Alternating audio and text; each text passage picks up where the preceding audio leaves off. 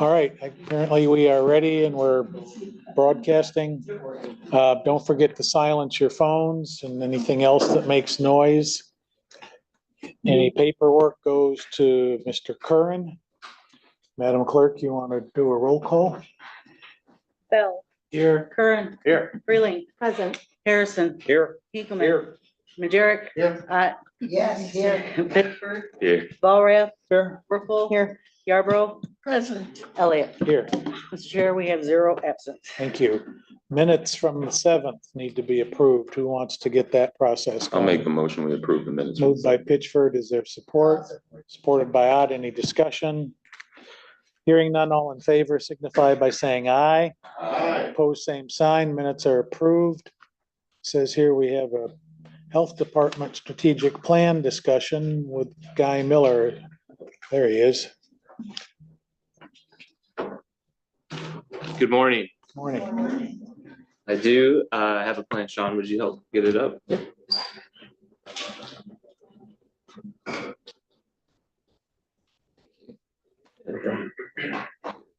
You want Let's see. I can just go from the computer. Sure, it's fine. I forget the hotkey for slideshow. I think I look pretty. There you go. You look pretty. Thanks, Sean. Yeah. Good morning, members of the board. Guy Miller, Berrien County Health Department. Good to see you all this morning. It's a little bit wet outside, and I know construction has all impacted our drive this morning, but we all made it here. I don't know if you guys remember, but in 2023, we started down the route of a strategic planning process. With your approval, we contracted Mary Cushing's Consulting, a former health officer in Michigan, actually, to help us through the strategic planning process. And today I'm bringing before you our completed strategic plan for 2024-2026 for the health department. Now, we mixed things up a little bit this year. Instead of doing one strategic plan for the health department, because of the uniqueness in the areas that each program operates, we decided to do 3 departmental strategic plans and then an overall strategic plan for the entire health department. So the 3 departments I focused on are Division of Environmental Health, our Clinical and Community Health Services, and our Family Program Services. What I really want to dig into is the overall BCHD strategic plan to present that to you guys this morning. We can go in to a little bit of what we were finding in the other areas. One of the things Mary had us do, it was a very comprehensive process. Everybody in all fields of employment throughout the organization was involved in this process. So this is not just coming from our leadership team. It's not just coming from our supervisors. We've got frontline staff, we've got part-time staff that are all contributing into this plan. So it's a very comprehensive process. We started initially by surveying our staff, saying, what are some things we'd like to see? Mary Cushing's had a really great format of targeting a lot of their questions that were an open response. So we could get a lot of feedback from our staff and what they would like to see and what they see their role, their mission, their role and how it would align with our mission, vision, and values. The what you see right here is the strengths, weaknesses, and challenges analysis. So we did one of these for each program. This is for the department as a whole. So this involved all staff, all input, and then drew from the previously designed strategic plans that are under those different columns. Some of the things I want to point out, and that has been really came up in a lot of our discussion, was community trust with public health. That is a huge focus area, I think, moving into 2023, 2024, 2026 for us. And a lot of it comes down to transparency, helping the community, helping people know what the health department is doing, what we're involved in. We don't just focus on COVID all the time. That might be a common misconception. We do a lot of different things throughout the community, including enforcement, like in our environmental health division and regulation with food and sanitary systems. So we do a lot of different things. I think getting to that is something we need to do. We need to get in front of that so the public knows that we are very flexible in a lot of different capacities, and we do a lot of different things. I think we had a lot of internal focus in this strategic plan where we were trying to figure out what can we do within the Berrien County Health Department to better free up our time, our availability to be more communicative back to our residents. So a lot of these processes and a lot of the solutions we're coming up with involve the following. So we talked about community trust building. We want to be a trusted collaborator and convener in connecting community members with available public health services. We need high levels of employee satisfaction if we want to serve our clients well. So we need to create an environment, create a culture where staff has a voice and are compensated competitively.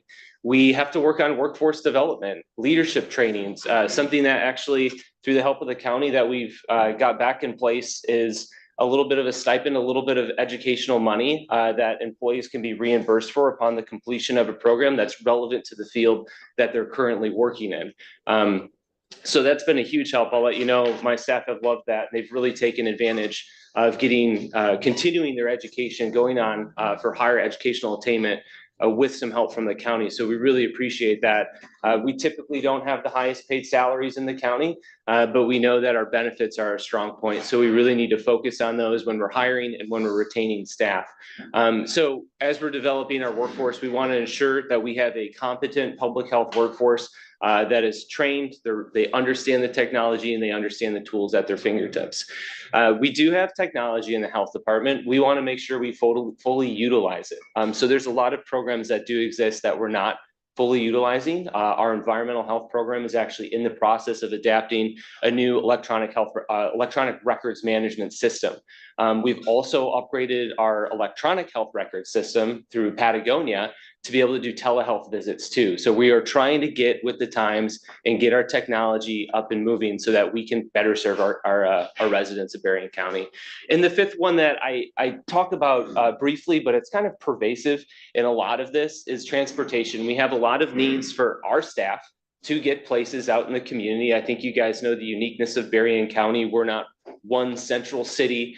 We've got pockets of population all throughout the county that require services. So we have to get there sometimes to be able to provide those services, which means we need to get out of our four walls at the health department, into a vehicle, and down to wherever we need to go. Also, getting people to us is pretty difficult too. So there is some capacity to work with transportation organizations with the help of the county to say, what can we do to better serve our clients in Berrien County as the health department?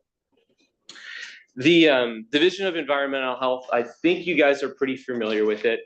This is their SWOT analysis, their strengths, weaknesses, opportunities, and challenges.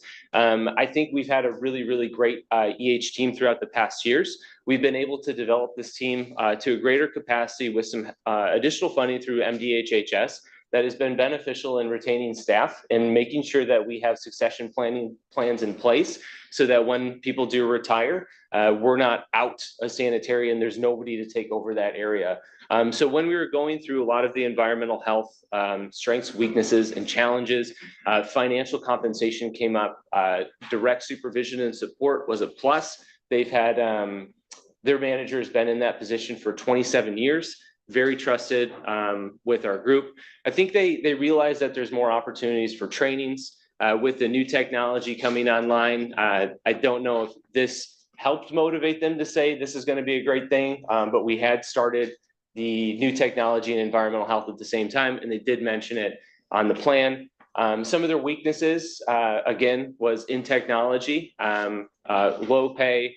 They thought there had been a lot of staff retention issues in the past, although still has some of the highest longevity employees that we have in our organization.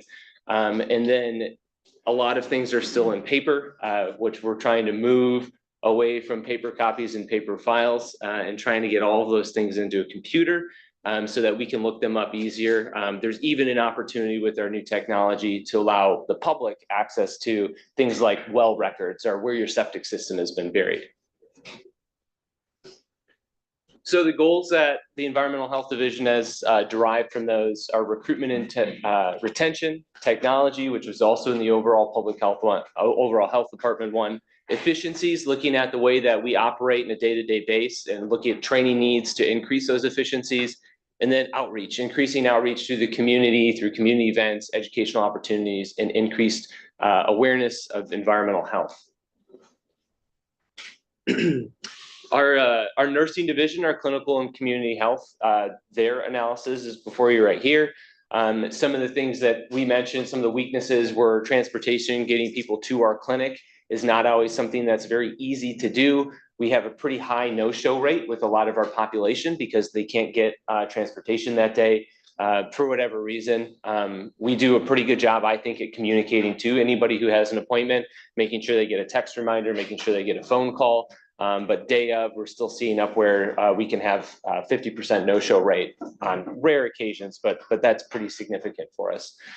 So some of the strengths that our team did identify is this team is very communicative. They have organized themselves in ways that I've never seen staff do. It's been a complete culture shift, I think, from 2 years ago. We had for the Super Bowl, we had a bring your favorite Super Bowl food. And it's little things like this that build that employee satisfaction, that make it a little bit more exciting to go to work every day. And I think our nursing division has been kind of leading the charge in what a happy and healthy workplace can look like. So they do also attend community events. So they need to get more out into the community. We've toyed with the idea of what do mobile clinics look like. We did a lot of those during COVID, where we went out and we set up at the college, or we went out and we set up at a fire station. We were able to provide our services out at a facility that is not just in Benton Harbor at our Niles location. So our nursing team sees that as an opportunity. Again, I think staff retention has been tough. The comparative wage for a nurse for the public health department versus the hospital is pretty significant. So we need to figure out, how do we create a better culture than what you get maybe in an emergency department. So you can imagine how we have a unique opportunity as a health department to retain nurses by creating a really, really healthy culture. And I think they've been doing that. So they mentioned team building. They need better communication, which could be a technology thing too, between our location and our main location in Benton Harbor and our satellite location in Niles. And they mentioned non-competitive wages, I think twice in that weakness analysis. And then we mentioned in challenges, funding, going out of the community, the safety, the stigma that the department has following post-COVID political opinions that we have. And I think part of our overall structure and building that community trust can reduce a lot of that. So their goals are staff satisfaction, to make staff feel appreciated, heard, and invested in each other. They want to build partnerships, establish and maintain community partnerships that align with our mission and goals, which we have recently hired a resource navigator. Her and our family programs manager have been doing a lot of work by going out into the community, showing up at InterCare, getting to know people so that we can make warmer handoffs, better referrals. We need our clinical systems to be very integrated. I think in Berrien County, we actually do that really well, especially with one healthcare system. We don't have to compete for the attention of 3 different healthcare systems. So I think our staff are nailing it. They're doing a really good job. They're going out and trying to build those partnerships. They mentioned services would be a goal, to facilitate our services for the community, maybe kind of outside our four walls, and then establishing trust. I keep talking about that because it's pervasive through all of our strategic plans. Our last strategic plan we did was with our family programs division. The strength, this program actually was completely rebuilt in 2023. We had 1 staff that remained on, and that allowed the new manager coming in to build her team. They're fully up and running now. They have a few more trainings to go, but they were able to also feed into this strategic planning process as they were pretty new employees.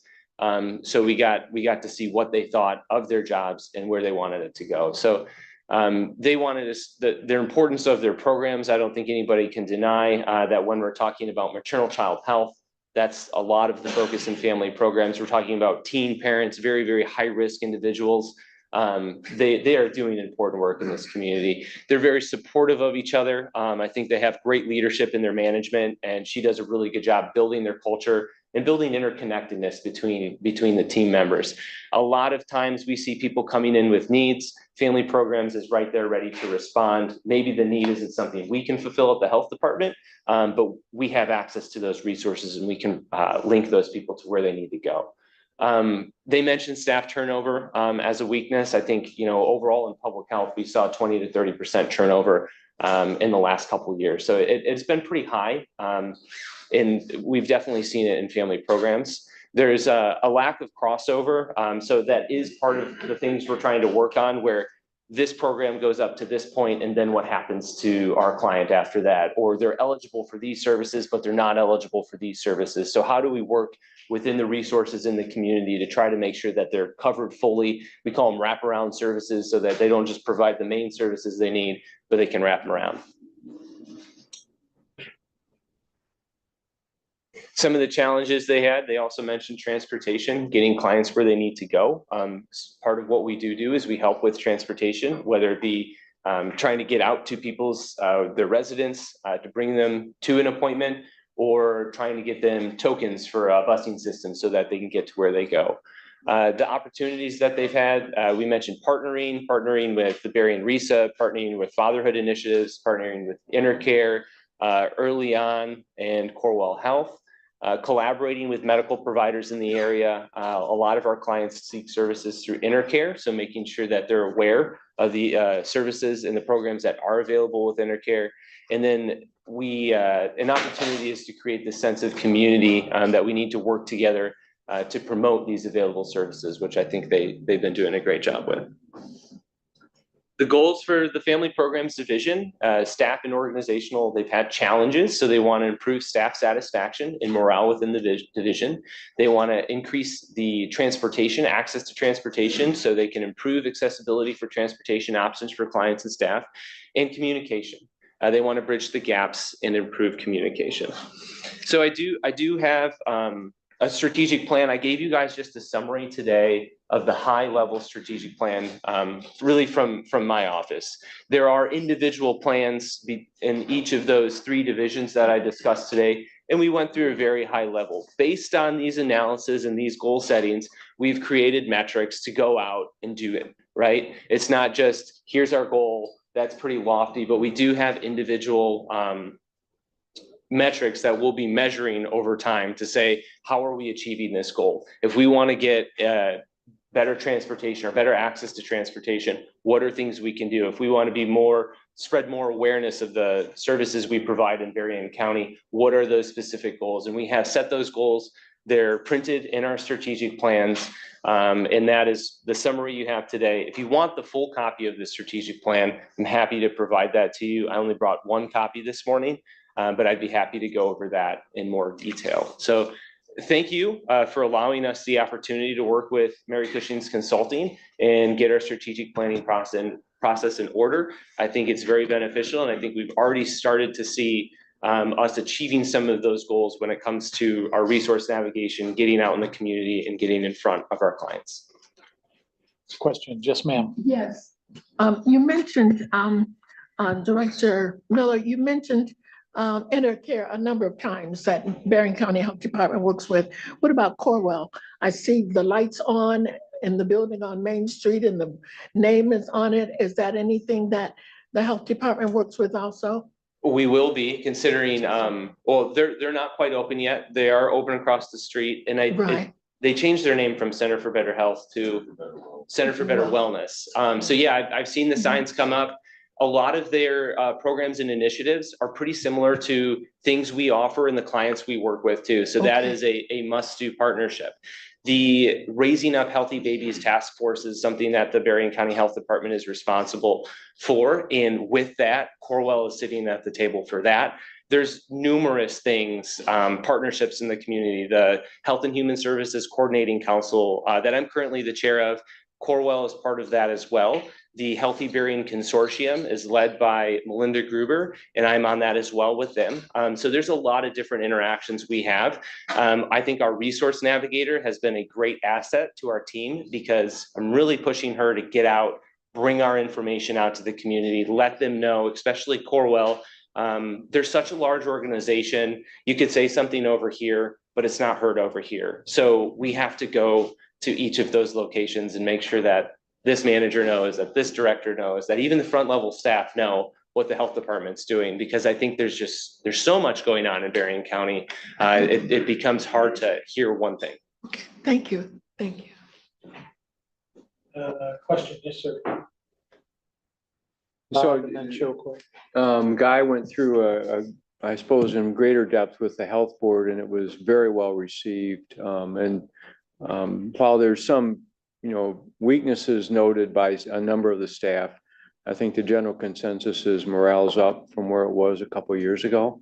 And they're very pleased with the direction, and the health board's very eager to engage with Guy and all the programs that they've got in the planning stages. So very supportive from the health board. Thank you. Yes, Director Miller, one slide referenced, and I think rightfully so, because we see this in many different areas right now. There's not enough qualified applicants kind of going into the pool for different organizations and groups to get those positions filled. And that goes to the workforce development piece that you brought up. Could you expound a little bit just on what are some of the tactics you might try to employ to get more people into the pipeline, into the future, to get inside the health department? Absolutely. And I think we've seen a lot of progress already. Even the application portal that we use as the county has had a little bit of a face change. It's been more amenable to what people are looking for when they're doing job searching now. Something that we've started to do is we've started to work with Indeed. Indeed has changed some of its funding structures to be even easier to work with Indeed recently, but we've been putting out resumes on Indeed. Once we get those applicants on Indeed, if they're a qualified applicant, we can review whatever resume they present before us. We can reach back out to them, either a phone call or an email. We do this at the health department. We'll send them an email saying, Commissioner Pitchford, you look like a highly qualified applicant. Will you please go here and apply? Once we receive the application through the county system, then we can actually schedule interviews for them. And I think something also to mention is pushing our benefits. We all talk about county employees get pensions. That's a big deal. We need to talk about that. So in the interview, we need to put that on paper. We need to tell them what our benefits are. I think in the past, we've kind of like glassed over the benefits we do get as county employees. We're greatly appreciative of those. But we really need to hit on those when we interview people. I think it's hard in the nursing world because you can work, if you want, 80 hours a week at whatever a nurse is making, and then you get your shift differential at a hospital. We're not trying to compete with that. We're there. If you're ready to work 8 to 5, for that consistent schedule, you're going to get sick time. You're going to get vacation time. You're going to get bereavement. You're going to get 12 paid holidays. If you're ready for that, that's kind of more, I would say, more of a family oriented. It makes it easier to be home for dinner. It makes it be a little bit easier to get your kid to work. That's what we can offer as the health department. I don't think we can compete with the busy schedules, with the flexibility of overtime pay at a hospital system. So that is a challenge for us when we're hiring nurses, because sometimes what they've been getting paid is literally half when they come to work for us.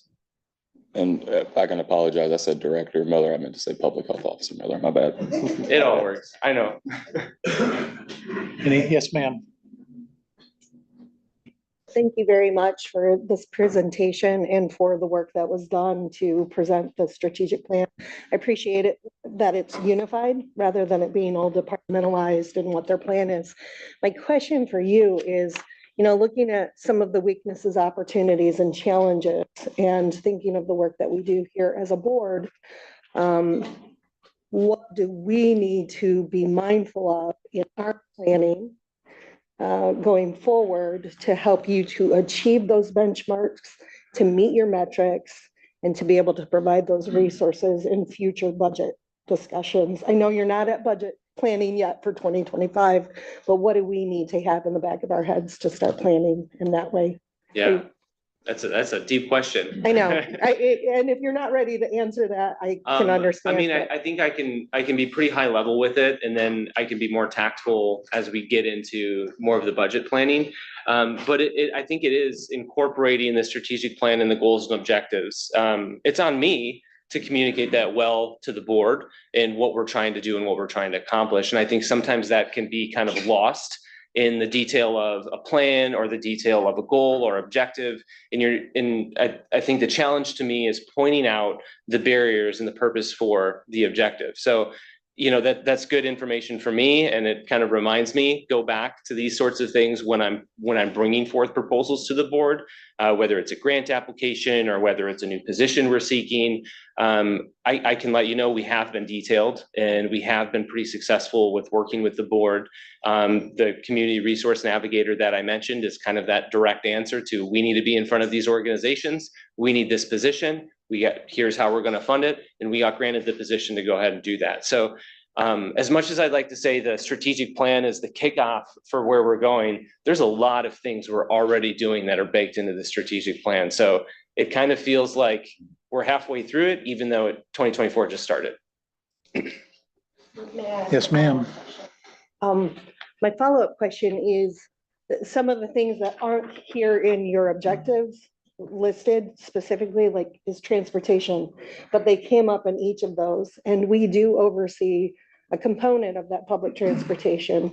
Is there an opportunity for us to have that conversation and discussion with community development to help you reach those objectives? That's one that kind of fell in the back of my head. Has that been something you all had discussed? Right, and the reason I took that out of the summary document, it was pervasive throughout everything. So instead of trying to pull it out in its own separate bullet point, it did come up in everything. And I think that is the geographic area we're in, makes transportation challenging. And I don't think that we're gonna all of a sudden be a thriving metropolis with a great public transportation system. But it's important to acknowledge that it is difficult getting transportation. And I think we move in a way of, where can we find energy that's already existing in the community and build upon it. So if there is energy to work on transportation, public health would love to be at the table. It is very instrumental in getting access to anything, whether it's a doctor's office, whether it's going to the grocery store, whether it's childcare. Transportation has to be there. And some of us don't have a problem with that. I'd say many of us in this room probably don't have a problem with it. So it doesn't always come to the forefront, but kind of our role in public health is to think about, how do we take the people who have the most needs and try to start satisfying some of those needs to get them a little bit of a leg up in life. So transportation's there, guys. We'd be happy to work on it more at the health department level. Any other questions? Mac, I've got just one for Guy, and it's more for the board. In the update that the commissioners get on Friday, you're going to note that an announcement tied to Dr. Rex. Guy, are you willing to talk with the group a little and make sure that the full board understands that some changes are coming? And you don't need to go into a whole lot of detail about what's driving those changes, but can you describe and summarize in Sure. just the couple of minutes we have? Yeah. Well, Dr. Kabaltika has given notice of his resignation. June 3rd, he will be no longer working with the health department. June 4th, he'll no longer be working with Corewell. Him and his family are going to move out east to be closer to family, and he got a heck of a job opportunity. And he's been working and very transparent with me through the entire process. He regrets not being able to stick with the health department. He really loves this aspect of a job of the medical director for the health department. So we're looking for a new medical director. I've talked to Dr. Hamill. I've talked to Dr. Gruber as well through Corewell Health about our search for this. I've notified the Michigan Association for Local Public Health too. So I'm expecting that we'll have applicants coming in. It's a medical degree they'd like 5 years of experience being a physician. We'd like a master's in public health. If you don't have a master's in public health, complete one within 6 years. And it's a contract position through the county. Thank you. Anyone else? I had seen something about Dr.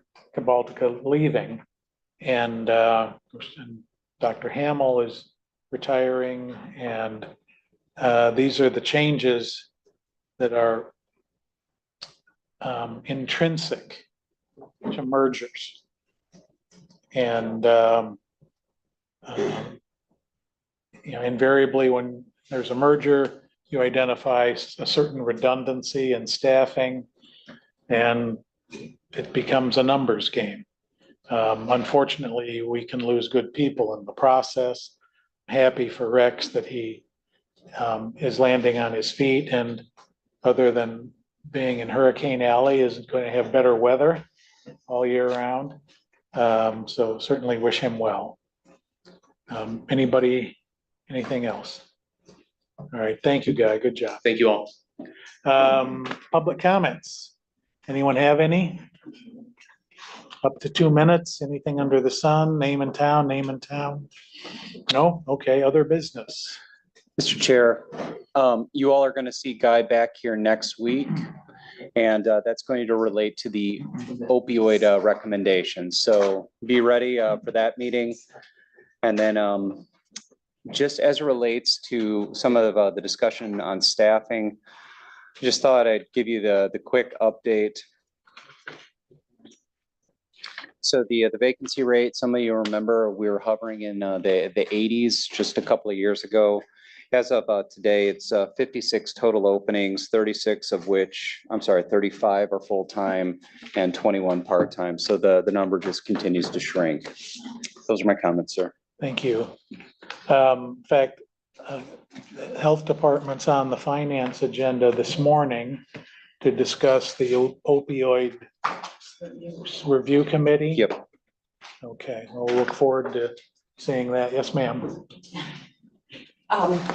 In other business, Yep. I'm having a resolution going around just for reference. This will be something we'll consider for action for next week, but I wanted to follow the normal process. A few weeks ago, we had talked about doing an honorary resolution for Maya Shutnick, who is our current Miss Michigan. And so this is the drafted resolution. Take a look at it and we'll consider it for next week's action. I hear there's something in the well water in Buchanan that Mhm. creates these Amazing outstanding young people. ladies. Yes, yes. Okay, do we have anything else before we break? Okay, well, we'll be back at 10:30.